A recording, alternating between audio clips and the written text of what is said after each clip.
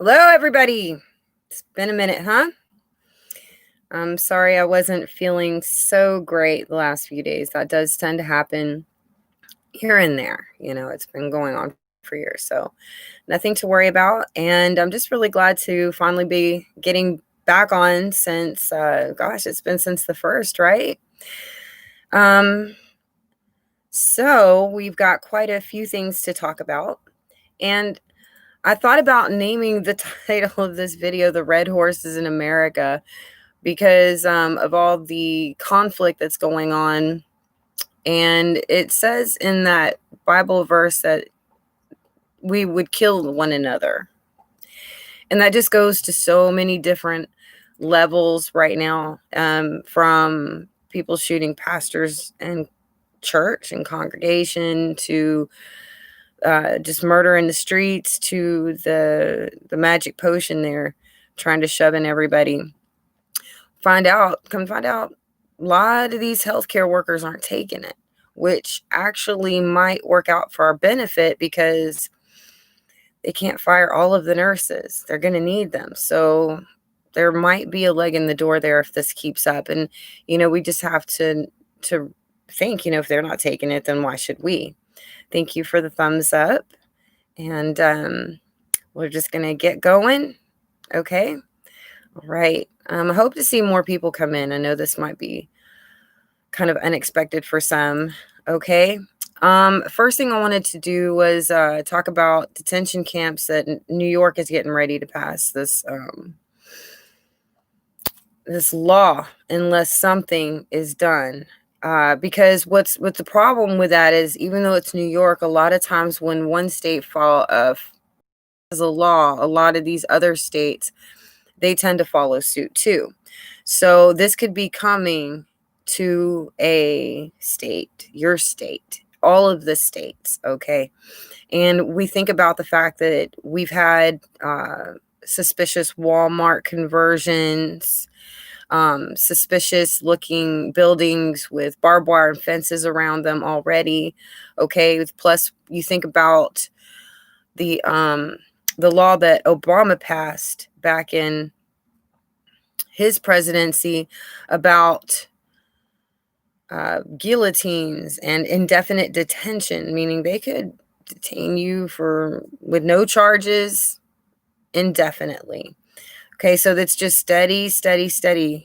They are putting into place more and more laws that give them absolute permission to pretty much snatch you and never ever let you go. And I know that Ice Age Farmer had reported on this, and some other people are starting to also. So I felt like I really needed to look this up. And what it was being called on this video was NYSB 416, which I didn't find much on that, but I did find the document under A416. Okay, State of New York 416. 2021 to 2022 regular sessions in assembly pre-filed for January 6, 2021. And that's also the last day that the whole count thing for the presidential election happens too.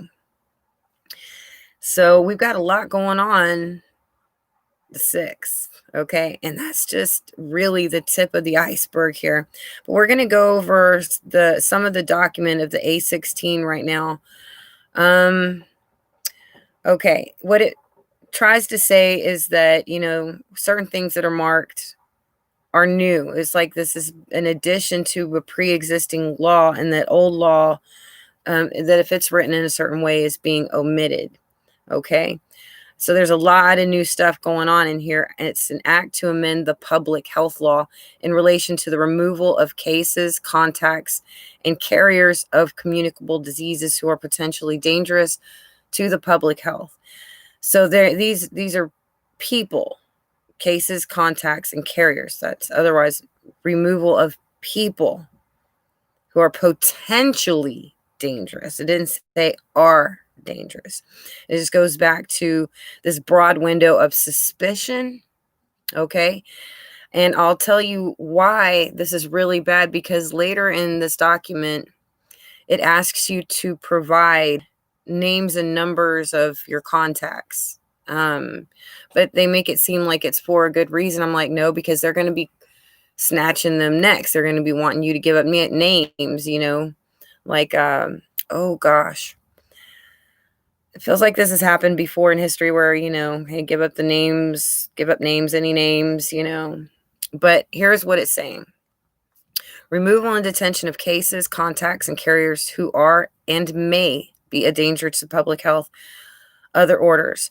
The provisions of this section shall be utilized in the event that the governor declares a state of health emergency due to an epidemic of any communicable disease.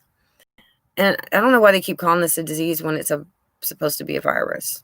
This is a little mind-boggling to me. I don't understand this, unless it has something to do with HIV or something, which it could. But, this is supposed to be a virus, not a disease, which is different. It's supposed to be different. Anyway, upon determining by clear and convincing evidence that the health of others is or may be endangered by case, contact, or carrier, or suspected case, contact, or carrier of a contagious disease that, in the opinion of the governor, after consultation with the commissioner, may pose an imminent and significant threat to the public health, resulting in severe morbidity or high mortality. Okay, that's just the beginning of this. All right.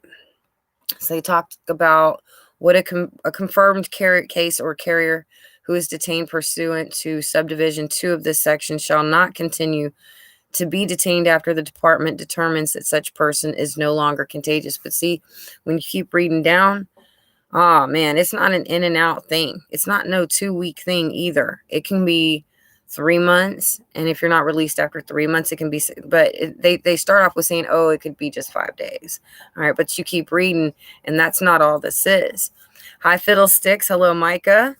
Hello, everybody. I'm so glad to see everyone that is here, and for everyone that has given the thumbs up. I really, really always appreciate you guys and everyone that gives it a thumb up. We're going to go ahead and get back to the document that we are reading. Okay, because this is about you, even though it's not yet, it's in the future. Okay, it's got to be. Okay, this is just a test case, is what I'm betting. All right. Okay. Yep, they shall. Okay, so once the department has determined that you're okay, then they'll let you go, is what they're saying. A person who is detained pursuant to subdivision 2 of this section as a contact of a confirmed case or a carrier shall not continue to be detained after the department determines that this person is not infected. D, a person who is detained pursuant to this section as a contact of a suspected case shall not continue to be detained after the department, repeating, with the exercise of due diligence that the suspected case was not infected with such a disease or was not contagious at the time the contact was exposed. So this is what they've got to determine first, is which one you are. All right. A person who is detained, have his or her medical condition and needs assessed and addressed on a regular basis, be detained in a manner that is consistent with recognized isolation and infection control principles in order to minimize the likelihood of transmission. When a person or group, so they can take a whole group of you, all right, your whole neighborhood down, is ordered to be detained pursuant to subdivision 2 of this section for a period not exceeding 3 business days, such person or member of such group shall, upon request, be afforded an opportunity to be heard. If a person or group detained pursuant to subdivision 2 of this section needs to be detained beyond 3 business days, they shall be provided with an additional commissioner's order pursuant to subdivisions 2 and 8 of this section. All right. But it goes on. Number 7 here, that's where things get really interesting. Okay. The governor or his or her delegee shall make an application for a court authorizing such detention within 3 business days after such request by the end of the first business day following such. Okay, this sounds like child support legal holidays, which application shall include a request. So basically, it looks like they'll be closed on weekends for any application processing while you're waiting. That's basically what I think this means. After any such request for release, detention shall not continue for more than 5 business days in the absence of a court order authorizing detention. Notwithstanding the foregoing provisions, in no event shall any person be detained for more than 60 days without a court order. So you can be detained more than 60 days if they have court order. All right. The governor or his or her delegate shall seek further court review of such detention within 90 days following the initial court order authorizing detention, and thereafter within 90 more days of each subsequent court review. All right.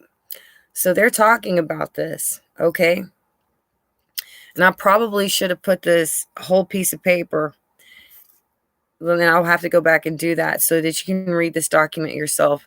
But it says a notice advising the person or group being detained that they may supply the addresses and or telephone numbers of friends and or relatives to receive notification of the person's detention, and that the department shall, at the detained person's request, and to the extent feasible, provide notice to a reasonable number of such people that the person is being detained. See, that's the good reason that they're giving for this. They're saying, oh, well, if you just give us these numbers here and these names here, then we'll be real nice after kidnapping you under suspicion or for any reason they can think of. But they're really just trying to get lists of people that they can go after next, anybody that's connected to you. Okay. And then they're going to say, oh, you may, since you know this person, have come in contact with somebody that has this. And see, you giving them the numbers actually gives them information that you really don't want them to have.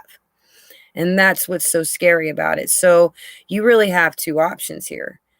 You have to just go in all quiet and not tell your family anything at all, your friends nothing at all, and let them figure it out on their own. Or you give your family the courtesy call that could and land them right next to you. Okay. In the room right next to you. Okay. Hello, Rogue Christians. Good to see you. Thank you. I'm not feeling at my very best, but I'm definitely feeling better. So thank you for asking. Oh, thank you, Rogue Christians. Always so good to see you. I see more people are here. That's good. All right. We're going to continue on. Let's get to the right tab here. Okay. So this gets really, really scary.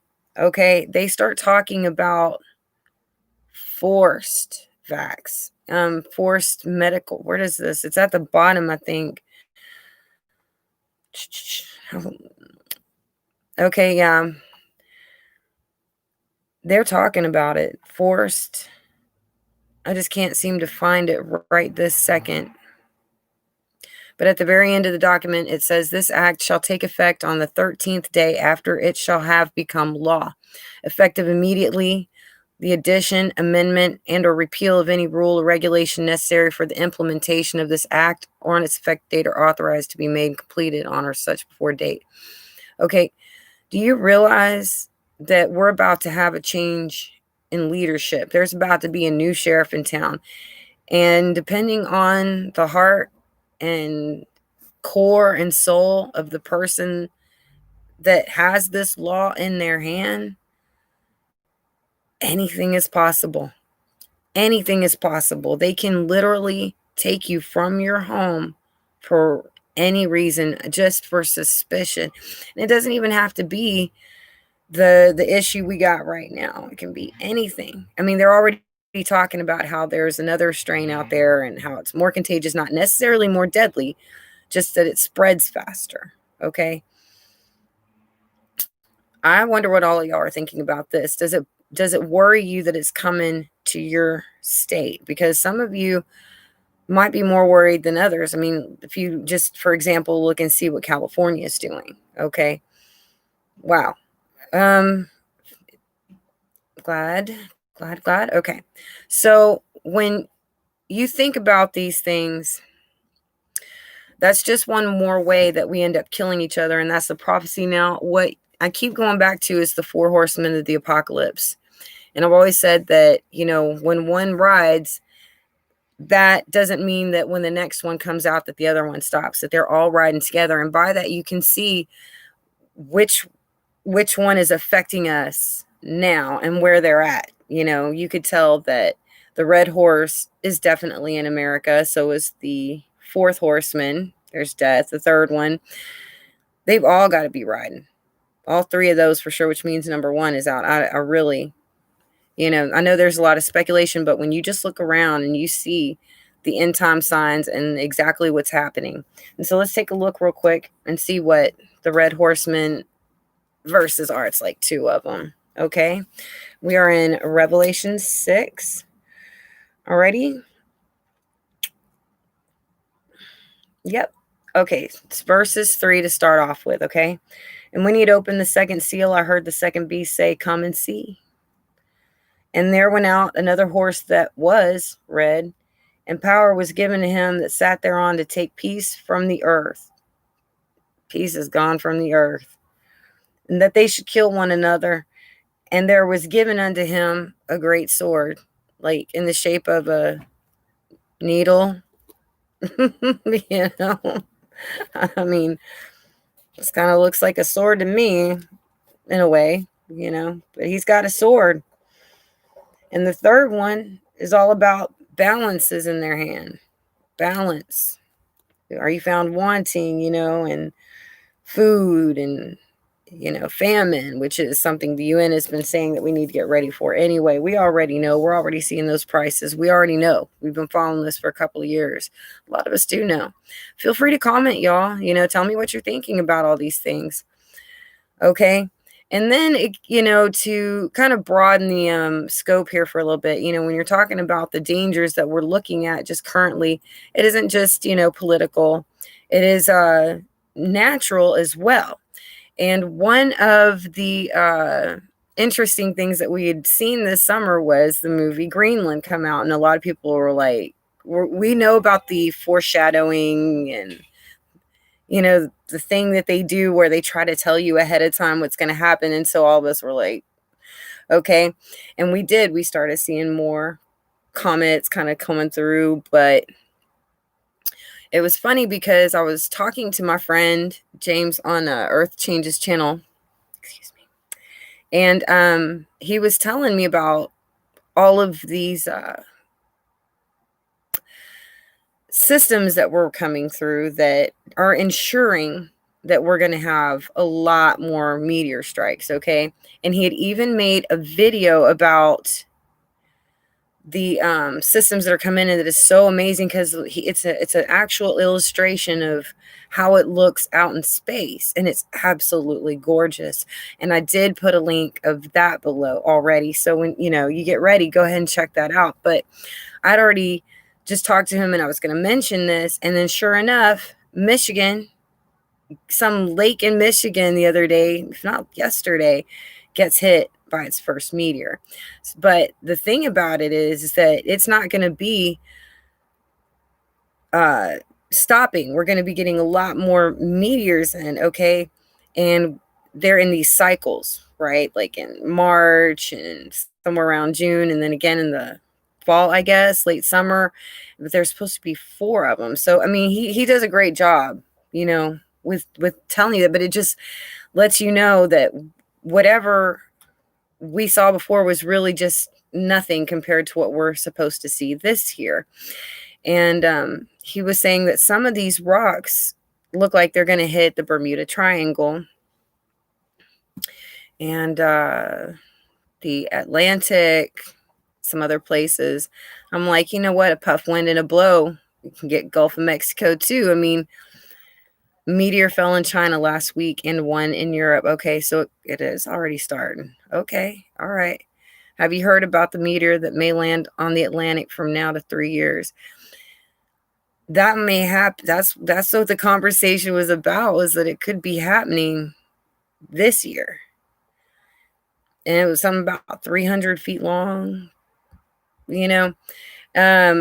So we're looking at, and it's not like this hasn't been talked about by a lot of people who've had visions about tsunamis on the West Coast, tsunamis on the East Coast, and mine personally was a tsunami in the Gulf, and I wasn't the only one that had that either, okay? But most of the people that saw a tsunami, I didn't see what started it, but everybody else said it was an asteroid. So it's entirely possible. It's been too much. So y'all might want to look up, tsunami visions, dreams after this.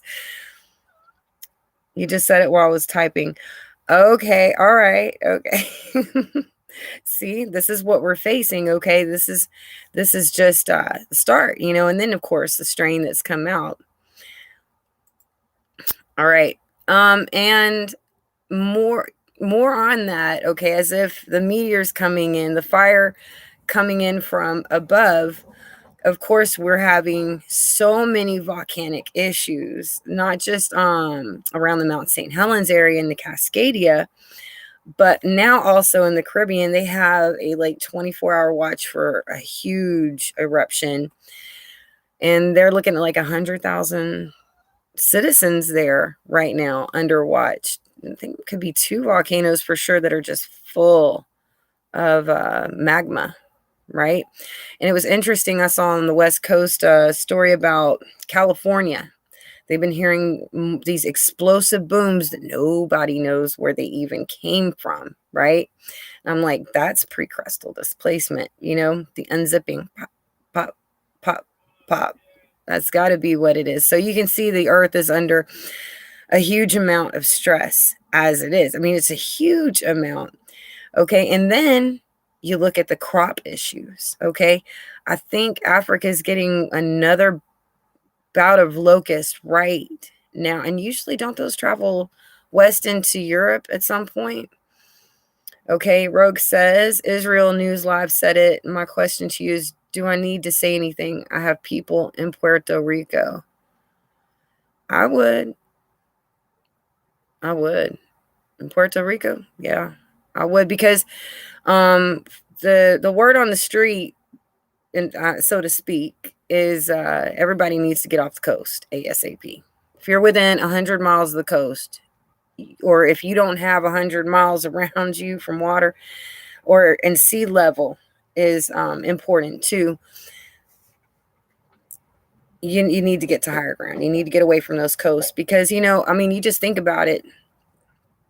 Houston by itself is one of the world's top 10 sinking cities as it is. And you saw a bunch of trees going into the bayou in Louisiana a few years ago. And a couple years ago, they were reporting the earthquakes that were happening sub-sea level in the Gulf of Mexico. They stopped that after I went viral reporting on that. They just suddenly don't report them anymore, but that didn't mean they stopped happening, especially if it was regularly an occurrence, right? Yeah, if you got people in Puerto Rico or in Bermuda and probably Haiti too, I would go ahead and, yeah, I'd go ahead and warn them. Do the best you can, okay? Yeah, all they can do is go up if they can't get on the mainland. 100 miles long and 35. It doesn't look like they really would. Cuba, you're welcome, Rogue.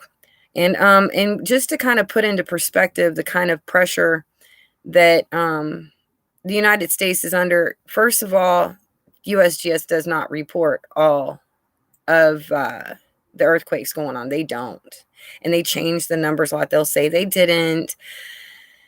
But when you go to other websites, you can see that they have. Okay. And when you put it on a 30-day, all just USGS, just on what they will report, you start seeing some trouble areas. All right. I want to start on the West Coast. The entire state of Washington, on the west side, entire west side of Washington state is really having a big cluster there. This area in Nevada, West Nevada to all of Southern California, it's just, it's like a bad rash on top of a bad rash. Okay. Then you go to a little further east to, I guess, the Arizona. You start in Arizona, and there's like a line of earthquakes that goes straight up into what looks like Utah, all the way up into Idaho. Okay, that looks like another cluster. What's worrying me a lot is the one that's in Oklahoma.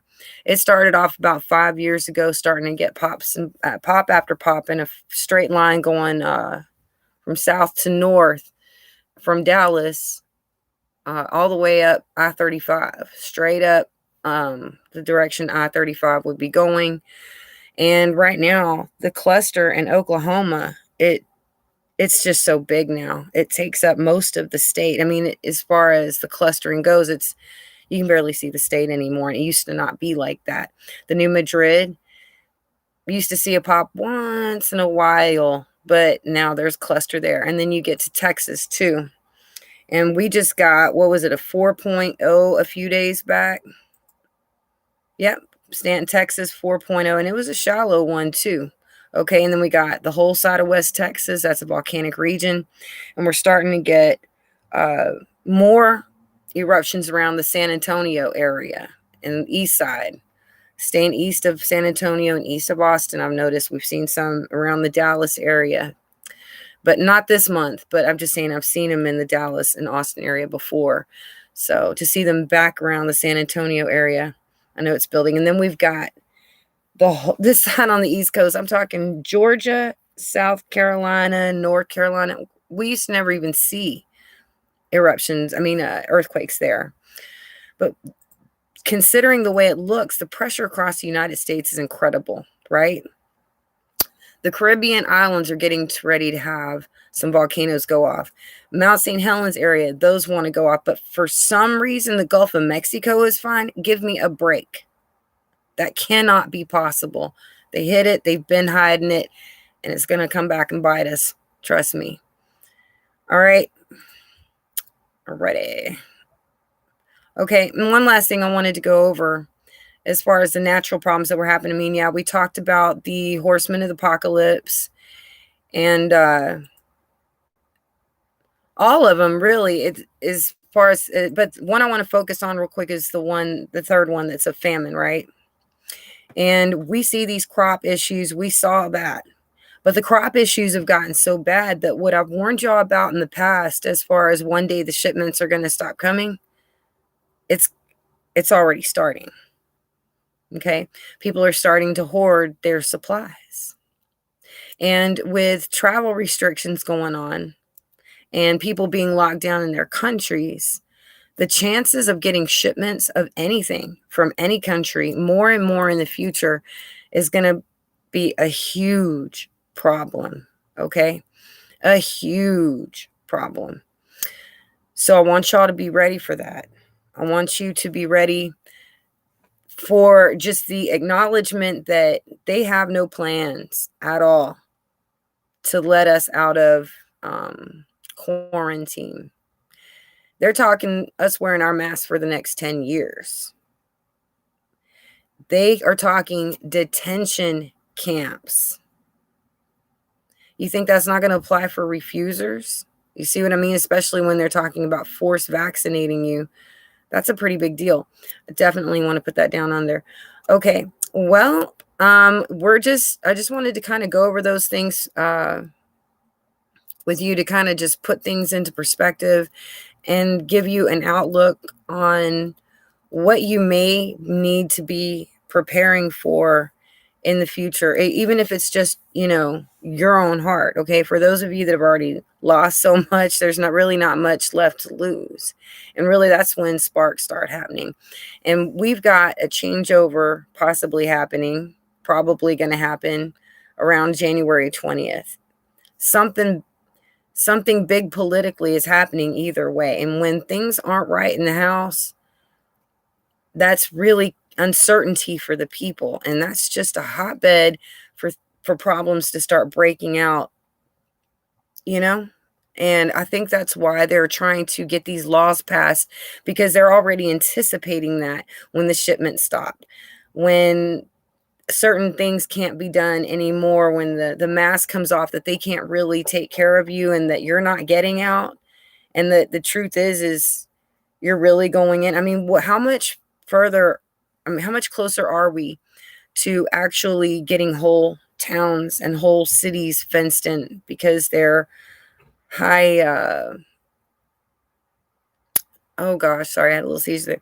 Because there's a high contamination population there, so they just lock everybody down because, anybody that may not be sick, they're suspected now, right? They may have been in contact because you see what I'm saying?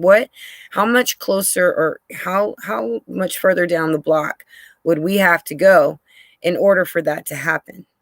Probably not much further. We're sitting ducks. And one of my happiest thoughts right now is the nurses and the doctors are speaking out. And they're real nurses and doctors speaking out. Protest in D.C. tonight and tomorrow. A lot of Trump supporters are making their way to D.C. now. I imagine that's for the election. I wish we had more protesters for this jab they're trying to put in our arm. That's what I wish we did. That's what really we.